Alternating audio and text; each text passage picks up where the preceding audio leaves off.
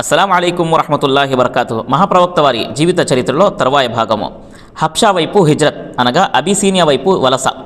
అసలు సహాబాలు హబ్షా వైపుకు వలస ఎందుకు చేశారు? దౌత్యం పొంది 4 సంవత్సరాలు అవుతుంది. 4 సంవత్సరాల్లో సహాబాలపై అవిశ్వాసులు అనేక విధానాలుగా దౌర్జన్యాలు చేశారు. ఈ చిత్రహింసలను భరించలేక ప్రవక్త వద్దకు వచ్చి విన్నవించుకున్నారు. ఈ దౌర్జన్యాల నుంచి మనకు విముక్తి లేదా అని చెప్పుకున్నారు. ఇదే క్రమంలో అల్లాహ్ తబారకు తఆలా సూరతుల్ కహఫ్ని అవతరింపజేశారు. ఈ సూరతుల్ కహఫ్లో ఏమని ఉంది?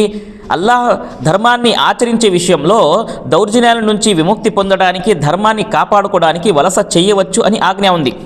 అయితే ప్రవక్త సల్లల్లాహు అలైహి వసల్లం వారు ఈ క్రమంలో హబ్షాకి చెందిన అనగా అబిసీనియాకి చెందిన చక్రవర్తి న్యాయవంతుడు, అతని పరిపాలనలో ఎవరిపై దౌర్జన్యం జరగదు అనే విషయాన్ని తెలుసుకున్నారు.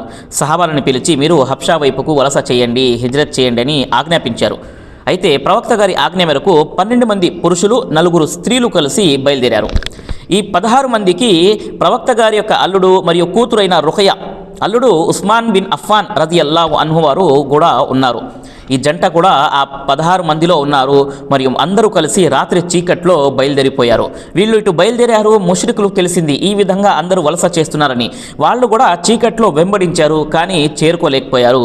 అటు సహాబాలు ప్రశాంతంగా హబ్షాకి చేరుకున్నారు.